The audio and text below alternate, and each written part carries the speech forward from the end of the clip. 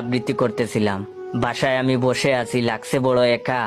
বউ আমার কয় না কথা, খাইছি আমি সেকা।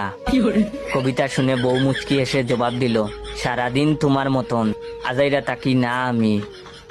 অফিসে তুমি না গিয়ে কেন করো পুংটামি। ঠিক তখনই রুমে মা এসে হাজির হলেন।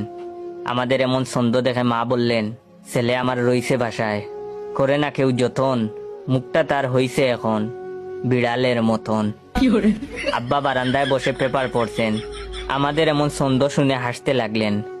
আম্মার আগেই ভাব নিয়ে বলল, মনে পড়ে সেই কথা, চুবাইলাম তোমায় বিলে, তখন কিন্তু তুমি আশিকের মতন ছিলে।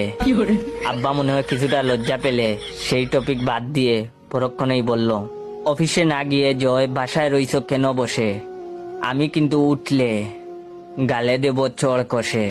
দাঁত খুঁচাতে খুঁচাতে রুদেলা রুমে হাজির। সেও বলল, ভাইয়াকে একা পেয়ে দিচ্ছে সবাই বোকা। ভাইয়ার মুখ চিকার মতন লাগছে বুকা শুকা। সবার এমন ছন্দ শুনে আমি শিহরিত। রুদেলাও দেখি কম নাই, এই হতচ্চারি ছন্দ পারলো কেমনে। একটু পর আবার রুমে ছোট ভাই হৃদয় হাজির। সেও বলল, ভাইয়া তুমি রাগ করে বাসা থেকে যাও চলে, সেই খুশিতে লাফালাফি করব উঠে আব্বার কুলে। আব্বা ব্রু কুচকে তাকিয়ে বলল,